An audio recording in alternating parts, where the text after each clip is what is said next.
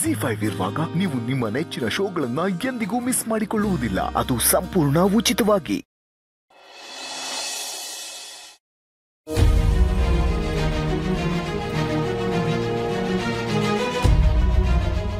ಏನ್ ಅಷ್ಟೊಂದು ಡೀಪಾಗಿ ಯೋಚನೆ ಮಾಡ್ತಿದ್ದೀರಾ?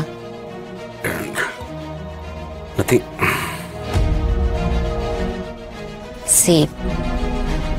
ಆನಂದ್ ಅವರು ಯಾವುದೋ ಒಂದು ವಿಷಯದ ಬಗ್ಗೆ ಡಿಸ್ಕಸ್ ಮಾಡಬೇಕು ಅಂತ ನಿಮ್ಮನ್ನು ಕರ್ಕೊಂಡು ಹೋದ್ರು. ಅದೇನು ಅಂತ ತಿಳ್ಕೊಳ್ಳೋ ಕುತೂಹಲ ನನಗಿಲ್ಲ. ಬಟ್ ನೀವು ಇಷ್ಟೊಂದು ಟೆನ್ಷನ್ ಆಗಿದ್ರಲ್ಲ, ಅದಕ್ಕೆ ಕೇಳಿದೆ ಏನಾಯ್ತು ಅಂತ. ಏನೋ ಆಫೀಸ್ ವಿಷಯ ಬಿಡಿ. ಆಫೀಸ್ ವಿಷಯನೇ, ಆದರೆ ತಲೆ ಹೋಗೋ ಅಂಥದ್ದು ಏನು ಅಂತ ನೋಡಿ.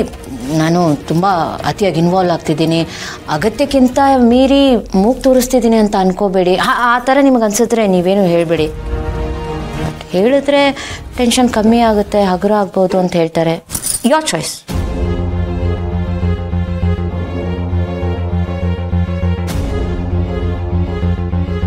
ಆ ಭೂಪತಿ ಹೊಸ ಆಟ ಶುರು ಮಾಡಿದ್ದಾನೆ. ನನ್ನನ್ನು ಹಣಿಯೋದಕ್ಕೆ ಏನೇನು ಮಾಡ್ಬೋದೋ ಎಲ್ಲ ಮಾಡೋದಕ್ಕೆ ಟ್ರೈ ಮಾಡ್ತಾ ಇದ್ದಾನೆ. ಮೊದಲು ಆ ಸುಧಾನ ಬಳಸ್ಕೊಂಡು ಏನೋ ಮಾಡೋಕ್ಕೆ ಟ್ರೈ ಮಾಡ್ದ, ವರ್ಕೌಟ್ ಆಗಲಿಲ್ಲ, ಫೇಲ್ ಆದ. ಆಮೇಲೆ ಜೀವ ಜೊತೆ ಫ್ರೆಂಡ್ಶಿಪ್ ಮಾಡ್ಕೊಂಡ, ಅದು ಏನು ಪರವಾಗಿಲ್ಲ. ಆದರೆ ಈಗ ನಮ್ಮ ಕಂಪ್ನಿ ಶೇರ್ಸ್ನ ಬೈ ಮಾಡ್ತಾ ಇದ್ದಾನೆ. ಆ ಶೇರ್ಸ್ ಬೈ ಮಾಡಿದ್ರೆ ಏನಾಗುತ್ತೆ? Very simple math Bhumika. ಈಗ ಏನಂದರೆ, ಈ ಕಂಪ್ನಿ ಓನರ್ ನಾನು, ಈ ಕಂಪ್ನಿನ ಕಟ್ಟಿ ಬೆಳೆಸ್ದೋ ನಾನು. ಹಾಗಂತ ಎಲ್ಲ ಶೇರ್ಸು ನನ್ನ ಹತ್ರ ಇರಲ್ಲ. ಒಂದಷ್ಟು ಪಬ್ಲಿಕ್ ಹತ್ರ ಇರುತ್ತೆ, ಇನ್ನೊಂದಷ್ಟು ನಮ್ಮ ಎಂಪ್ಲಾಯೀಸ್ ಹತ್ರ ಇರುತ್ತೆ, ಇನ್ನೊಂದಷ್ಟು ಈ ಇನ್ಸ್ಟಿಟ್ಯೂಷನಲ್ ಇನ್ವೆಸ್ಟರ್ಸ್ ಅಂತ ಇರ್ತಾರೆ. ಅಂದರೆ ಇನ್ಶೂರೆನ್ಸ್ ಕಂಪ್ನೀಸ್ ಇರ್ಬೋದು, ಫಾರಿನ್ ಇನ್ವೆಸ್ಟರ್ಸ್ ಇರ್ಬೋದು, ಅಥವಾ ಮ್ಯೂಚುವಲ್ ಫಂಡ್ಸ್ ಇರ್ಬೋದು. ಅವ್ರು ಬೈ ಮಾಡಿರ್ತಾರೆ. ಒಬ್ಬ ಕಂಪ್ನಿ ಓನರ್ ಆಗಿ, ಪ್ರಮೋಟರ್ ಆಗಿ ಮೆಜಾರಿಟಿ ಶೇರ್ಸ್ ಅಂದರೆ 51% ಆಫ್ ಶೇರ್ಸ್ ನನ್ನ ಹತ್ರ ಇದ್ದರೆ ನನ್ನ ಕಂಪನಿ ನನ್ನ ಕಂಟ್ರೋಲ್ ಇರುತ್ತೆ. ಇಲ್ಲಾಂದರೆ ಕಂಟ್ರೋಲ್ ನನ್ನ ಕೈ ತಪ್ಪು ಹೋಗುತ್ತೆ. ಆ್ಯಂಡ್ ಆಗ ನಾವು ಕಂಪ್ನಿ ಶೇರ್ ಹೋಲ್ಡರ್ಸ್ ಆಗಿರ್ತೀವಿ, ಓನರ್ಸ್ ಅಲ್ಲ. ಎಕ್ಸಾಕ್ಟ್ಲಿ. ನಾವು ಬೇರೆ ಎಲ್ಲರ ಥರ ಬರೀ ಶೇರ್ ಹೋಲ್ಡರ್ಸ್ ಆಗಿರ್ತೀವಿ, ಬಿಟ್ಟರೆ ನಮ್ಗೆ ಬೇರೆ ಯಾವುದೇ ಪವರ್ಸ್ ಇರಲ್ಲ. ಇಟ್ಸ್ ಲೈಕ್ ಇದು ನಾವಿದ್ದ ಮನೆ, ನಾವು ಕಟ್ಟಿದ ಮನೆ. ಬಟ್ ನಾಳೆಯಿಂದ ಗೆಸ್ಟ್ಗಳಾಗ್ಬಿಟ್ಟಿರ್ತೀವಿ. ನಾಳೆಯಿಂದ ಆ ಮನೆ ನಮ್ಮದಲ್ಲ. ನಮ್ಮ ಮನೆ ಗೇಟ್ ಮುಂದೆ ಬೇರೆ ಯಾವುದೋ ಒಂದು ಬೋರ್ಡ್ ಬಿದ್ದಿರುತ್ತೆ. ಈ ಬಿಸ್ನೆಸ್ ಅನ್ನೋದು ಬಹಳ ಕ್ರೂಯಲ್. ಯಾವುದೇ ಸೆಂಟಿಮೆಂಟ್ಸ್ ಇಲ್ಲ ಇಲ್ಲಿ. ಪಾಪ ಪುಣ್ಯ ಯಾವುದೋ ಲೆಕ್ಕಕ್ಕೆ ಬರಲ್ಲ, ಬರೀ ಲಾಭ ನಷ್ಟ ಇಷ್ಟೇ. ಈ ಭೂಪತಿ ಟ್ರೈ ಮಾಡ್ತಾ ಇರೋದು ಅದನ್ನೇ. ನಮ್ಮನ್ನು ಹೇಗಾದರೂ ಮಾಡಿ ಮನೆಯಿಂದ ಹೊರಗೆ ಹಾಕಬೇಕು, ಅವನು ಓನರ್ ಆಗಬೇಕು ಅಂತ. ಬಟ್ ಅದು ಹೇಗೆ ಸಾಧ್ಯ ಗೊತ್ತಮೋರೆ? ಮೆಜಾರಿಟಿ ಶೇರ್ಸ್ ನಿಮ್ಮ ಹತ್ರ ಇರುತ್ತಲ್ವಾ? ಹೌದು, ಇದು ಎಲ್ಲ ಬಿಸ್ನೆಸ್ ಮೆನ್ಗಳಿಗೂ ಗೊತ್ತಿರೋ ವಿಷಯ. ಇದು ಅವನಿಗೂ ಗೊತ್ತು. ಗೊತ್ತಿದ್ದು ಈ ಕೆಲಸ ಕೈ ಹಾಕಿದಾನಲ್ಲ, ಅವ್ನ ಗುರಿ ಏನಿರ್ಬೋದು ಅಂತ ನನಗೆ ಗೊತ್ತಾಗ್ತಿಲ್ಲ. ಅದು ಯೋಚನೆ ಆಗಿದೆ.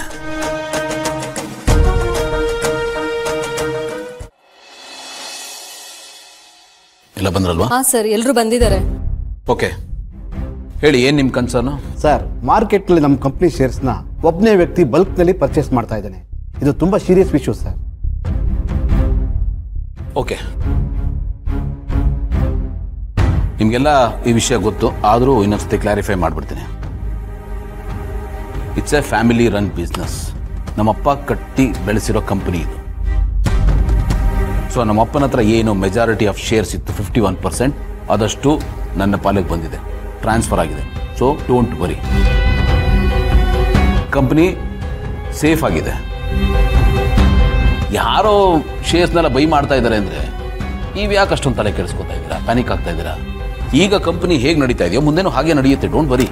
ಇಲ್ಲ ಸರ್, ನೀವು ಈ ವಿಷಯನ ಲೈಟಾಗಿ ತಗೊಳ್ಳೋಕ್ಕಾಗೋದಿಲ್ಲ. ಯಾಕೆಂದರೆ ಅವ್ರು ತೊಗೊಂಡಿರೋ ಶೇರ್ಸ್ನ ನಾಳೆ ದಿನ ಕಮ್ಮಿ ರೇಟಿಗೆ ಮಾರಿದ್ರೆ ಶೇರ್ ರೇಟ್ ಬಿದ್ದೋಗುತ್ತೆ sir. No no no no, ಅವ್ರು ಯಾಕ್ರಿ ಹಾಗೆ ಮಾಡ್ತಾರೆ? ಹಾಗೆ ಮಾಡೋದ್ರಿಂದ ಅವ್ರಿಗೆ ಎರಡು ಥರ ಲಾಸ್ ಆಗುತ್ತೆ. ಒಂದು, ಡಬಲ್ ಪ್ರೈಸ್ಗೆ ಶೇರ್ನ ತೊಗೊಂಡು ಲೋ ಪ್ರೈಸ್ಗೆ ಮಾರಿದ್ರೆ ಲಾಸ್ ಆಗುತ್ತೆ. ಇನ್ನೊಂದು, ಅಷ್ಟು ಶೇರ್ಸ್ನ ಇನ್ನೊಬ್ರಿಗೆ ಬಿಟ್ಕೊಟ್ಟಾಗುತ್ತೆ. ಸೊ ಇದರಿಂದ ಅವ್ರಿಗೆ ಏನು ಅಚೀವ್ ಮಾಡಿದಾಗುತ್ತೆ. ಸೊ ಯಾಕೆ ಮಾಡ್ತಾರೆ ಅವರು? ಹಾಗೆಲ್ಲ ಏನು ಮಾಡಲ್ಲ ಅವರು. ಮ್ಯಾಕ್ಸ್ ಟು ಮ್ಯಾಕ್ಸ್ ಶೇರ್ಸ್ನೆಲ್ಲ ಅವ್ರ ಹತ್ರ ಇಟ್ಕೋಬೋದು ಅಷ್ಟೇ. ಸೊ ಇದರಿಂದ ಏನು ಎಫೆಕ್ಟ್ ಆಗಲ್ಲ. No need to worry, everything will be okay. ಹಾಗಂತ ನೀವು ಹೇಳ್ತಾ ಇದ್ದೀರಾ, ಬಟ್ ಅವ್ರು ಹೇಳ್ತಾ ಇರೋದೇ ಬೇರೆ ಇದೆ. ನಮ್ಮ ಹತ್ರನೇ ಜಾಸ್ತಿ ಶೇರ್ಸ್ ಇದೆ, ಮೆಜಾರಿಟಿ ಸ್ಟೇಕ್ ಹೋಲ್ಡರ್ ನಾವೇ ಅಂತ ಅವ್ರು ಹೇಳ್ತಾ ಇದ್ದಾರೆ. ಈ ಕಡೆ ನೀವು ಅದನ್ನೇ ಹೇಳ್ತಿದ್ದೀರಾ, ನಮ್ಮ ಹತ್ರನೇ ಮೆಜಾರಿಟಿ ಶೇರ್ಸ್ ಇದೆ ಅಂತ. ಹಾಗಾಗಿ ಕನ್ಫ್ಯೂಷನ್ ಸ್ಟಾರ್ಟ್ ಆಗ್ತಿದೆ. ಇದಕ್ಕೆ ನೀವೇ ಕ್ಲಾರಿಟಿ ಕೊಡ್ಬೇಕು ಸರ್. ಕ್ಲಾರಿಟಿ ಆಗ್ಲೇ ಕೊಟ್ನಲ್ಲ.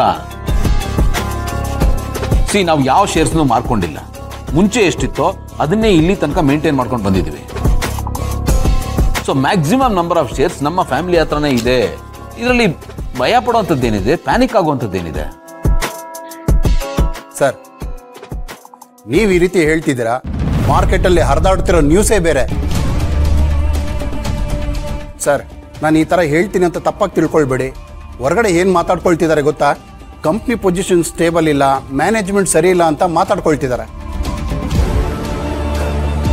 ಅವರೇನೋ ಗೋಲ್ಮಾಲ್ ಮಾಡಿದ್ದಾರೆ, ಆ ಜಾಗಕ್ಕೆ ಹೊಸಬರು ಬಂದು ಕೂರಬೇಕು ಅಂತ ಮಾತಾಡ್ತಿದ್ದಾರೆ.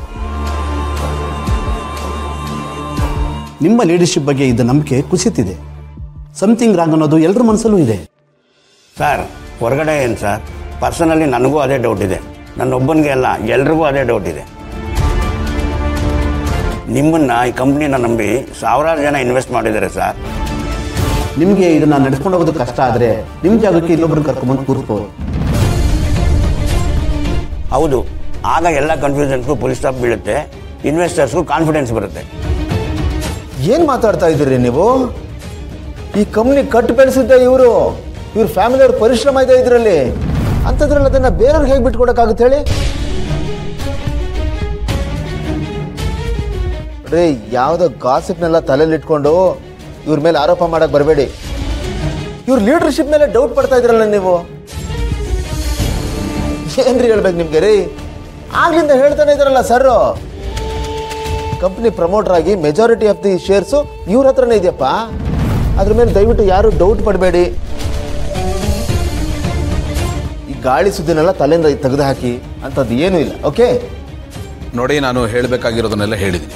ಎಲ್ಲ ಕ್ಲಾರಿಫಿಕೇಶನ್ ಕೊಟ್ಟಿದ್ದೀನಿ, ಕ್ಲಾರಿಟಿನೂ ಕೊಟ್ಟಿದ್ದೀನಿ. ಇಟ್ಸ್ ಅ ಬುಲ್ಶಿಟ್ ಅಷ್ಟೇ, ಇನ್ನೇನು ಹೇಳಲ್ಲ. Sorry sir, market sentiment built ಆಗೋದೆ ಇಂಥ ಸುದ್ದಿಗಳ ಮೇಲೆ. ಇದಕ್ಕೆ ನೀವು ದಾಖಲೆ ಸಮೇತ ಕ್ಲಾರಿಟಿ ಕೊಡಲೇಬೇಕು. ಆಗಲೇ ಸ್ಟೇಕ್ ಹೋಲ್ಡರ್ಸ್ಗೆ ನಿಮ್ಮ ಮೇಲೆ, ಕಂಪನಿ ಮೇಲೆ ನಂಬಿಕೆ ಬರೋದು. ಇಲ್ಲ ಅಂದರೆ ಇದು ಹೀಗೆ ಕಂಟಿನ್ಯೂ ಆಗುತ್ತೆ ಸರ್. ಮೊದಲು ನಿಮ್ಮ ಹತ್ರ ಎಷ್ಟು ಶೇರ್ಸ್ ಇದೆ ಅನ್ನೋದನ್ನ ವಿತ್ ಪೇಪರ್ಸ್ ಡಿಕ್ಲೇರ್ ಮಾಡಿ, ಪ್ರೂವ್ ಮಾಡಿ ಸರ್. ಆಮೇಲೆ ಮಾತಾಡೋಣ. ನಾವು ಬರ್ತೀವಿ ಸರ್.